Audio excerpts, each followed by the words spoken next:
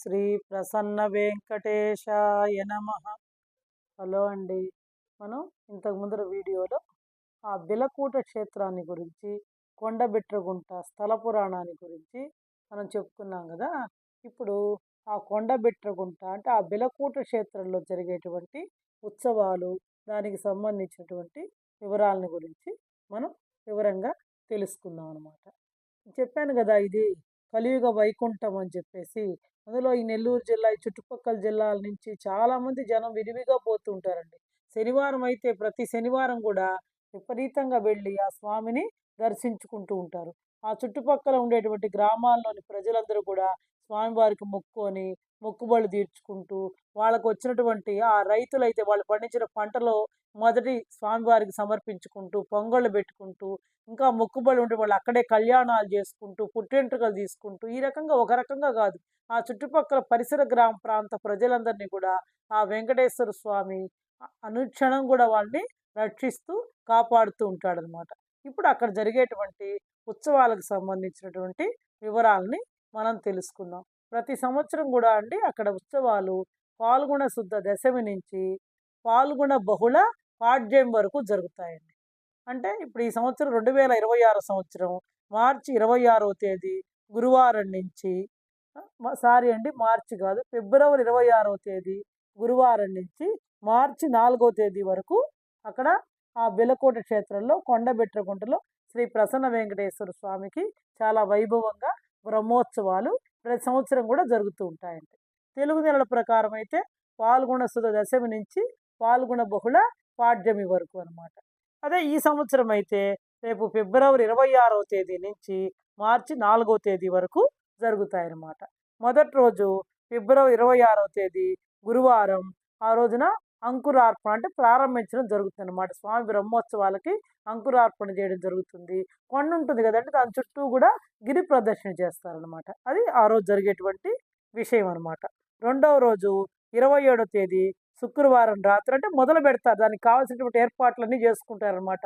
26వ తేదీ ఏంటంటే గురువారం రోజున అంకురార్పణ చేసి గిరి ప్రదక్షిణ కార్యక్రమం చేస్తారు. ఇంక 27వ తేదీనంటే ఉత్సవాలు మొదలవుతాయన్నమాట. ఆ రోజు రాత్రి ధ్వజారోహణం అంటే దేవతలందరిని ఆహ్వానించడానికి ధ్వజారోహణాన్ని ఎగరేస్తారు కదా, ఆ కార్యక్రమం జరుగుతుందన్నమాట. 27 తేదీ శుక్రవారం రోజు రాత్రి అనమాట. అదేవిధంగా 28 శనివారం రాత్రి వచ్చి హనుమంత సేవ జరుగుతుంది. 28 శనివారం రాత్రి హనుమంత సేవ జరుగుతుంది.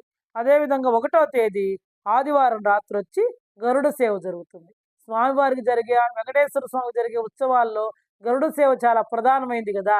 మనం తిరుమలలో జరిగే బ్రహ్మోత్సవాలకు కూడా చెప్పుకున్నాం, ఆయనకి గరుడ సేవ అంటే చాలా ఎక్కువ మంది జనం వస్తారు. అదేవిధంగా ఈ బిలకోట క్షేత్రానికి కొండబిట్రగుంట కూడా ఈ గరుడ సేవ రోజు అంటే మార్చి 1వ తేదీన విశేషంగా జనం వస్తారండి. గరుడ సేవ జరుగుతుందన్నమాట ఆ రోజు ఆదివారం రోజు రాత్రి.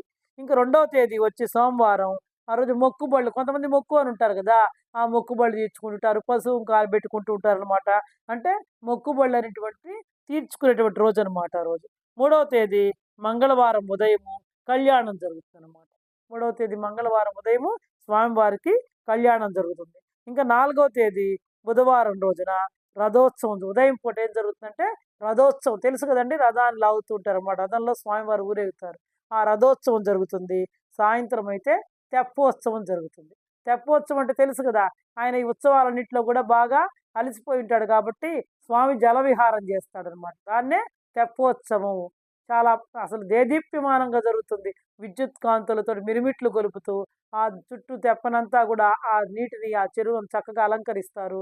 స్వామివారు ఒక పల్లకీలో హంసవాహనం అట్లా ఎక్కి ఆ తెప్ప మీద విహరిస్తాడనమాట. ఆయన యొక్క సేద తీరుతాడనమాట ఈ ఉత్సవాల నుంచి. ఈ విధంగా ఈ బిలకోట క్షేత్రంలో కొండబెట్రగుంటలో ఈ ఫిబ్రవరి 26వ తేదీ నుంచి మార్చి 4వ తేదీ వరకు ఉత్సవాలు జరుగుతాయన్నమాట. అయితే ఈ ఉత్సవాలు జరుగుతాయి కదండి, కింద చాలా ఇవి సత్రాలు ఉన్నాయండి, అన్నదాన సత్రాలు. బ్రాహ్మణులకు బ్రాహ్మణ అన్నదాన సత్రం ఉంటుంది. అదేవిధంగా కోమట్లకి అట్లా చాలా సత్రాలు ఉన్నాయండి. అయితే అక్కడ ఈ బ్రాహ్మణ అన్నదాన సత్రం కూడా ఉందండి. ఈ బ్రాహ్మణ అన్నదాన సత్రం కూడా చాలా సంవత్సరాలకు ఎప్పుడు ప్రారంభమైందంటే 1870వ సంవత్సరంలో ప్రారంభమైందండి ఇక్కడ. ఈ బిలకోట క్షేత్రంలో కొండబిట్రగుంటలో ఈ బ్రాహ్మణ అన్నదాన సత్రం అనేటువంటిది ఎప్పుడు ప్రారంభమైందంటే, దీన్ని ఎవరు ప్రారంభించారంటే బ్రాహ్మణ కాక అంటే కావలి తాలూకా బ్రాహ్మణ కాక అగ్రహారం వాస్తవ్యులు కీర్తిశేషులు కురవి అచ్చయ్య, రాఘవ శర్మ మరియు కీర్తిశేషులు కేసరి రామలింగావధానులు, గొట్టుముక్కల వీరరాఘవ సోమయాజులు గారులచే 1870 సంవత్సరంలో ఈ బ్రాహ్మణ అన్నదానం అనేటువంటిది ప్రారంభించబడిందండి. ఇంకా ఆ తర్వాత అది దశ దిశలుగా బాగా అభివృద్ధి చెందుతూ బాగా ఇప్పుడు ఇక్కడ ఏం చేస్తారంటే ఈ బ్రాహ్మణ అన్నదాన సత్రంలో కూడా అండి కింద కొన్ని కార్యక్రమాలు జరుగుతాయి. ఇక్కడ 1వ తేదీ నుంచి 4వ తేదీ వరకు ఈ కింద ఉండేటువంటి ఈ బ్రాహ్మణ అన్నదాన సత్రంలో కార్యక్రమాలన్నీ కూడా బాగా జరుగుతాయి. అందరికీ కూడా అన్నదానం కూడా విరివిగా చేస్తారనమాట. 1వ తేదీ మనము ఆదివారం రాత్రి గరుడ సేవ జరుగుతుందని చెప్పాం కదా స్వామివారికి. ఆ రోజు ఉదయన ఈ బ్రాహ్మణ అన్నదాన సత్రంలో ఈ అంటే పేద బ్రాహ్మణ బాలురందరికీ కూడా ఉచితంగా ఉపనయన కార్యక్రమాలు అంటే ఒడుగు మామూలుగా చెప్పాలంటే ఆ ఉపనయన కార్యక్రమాల్ని ఫ్రీగా నిర్వహించడం జరుగుతుందండి. అన్నీ వాళ్ళే ఇస్తారండి. పంచపాత్ర, ఉద్ధరణ, పళ్ళెము అన్నీ ఇస్తారండి సమస్తం.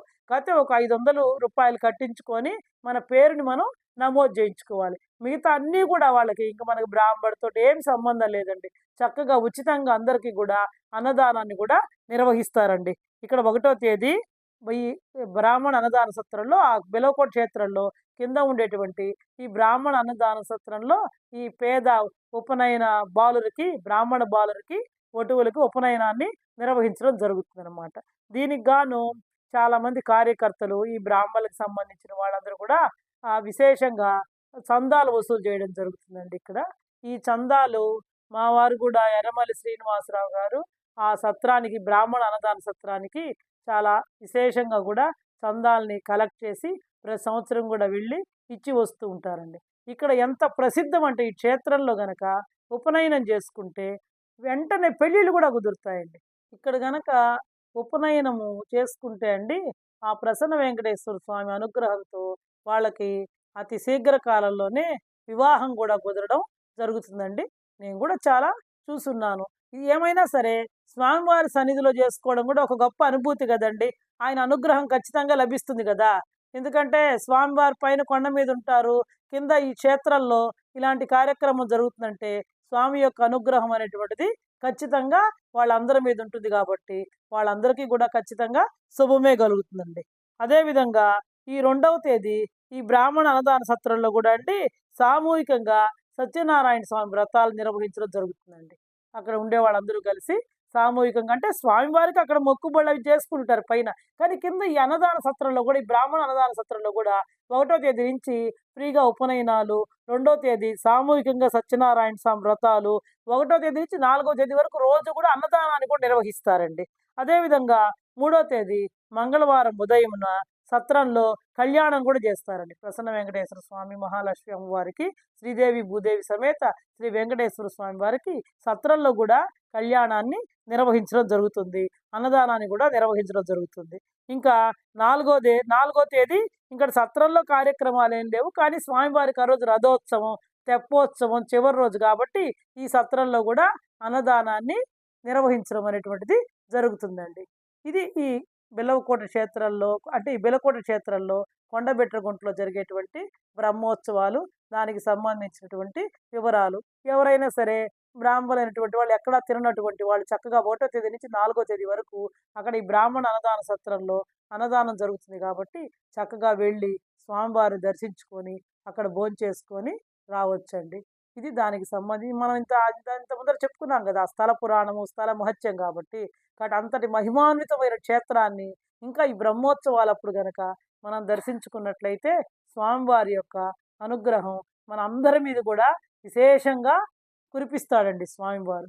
కాబట్టి ప్రతి ఒక్కళ్ళు కూడా దర్శించాలని మేము కూడా వెళ్తూ ఉంటామండి ప్రతి సంవత్సరం. కాబట్టి ప్రతి ఒక్కళ్ళు కూడా దర్శించాలని కోరుకుంటూ నేను సెలవు తీసుకుంటున్నాను.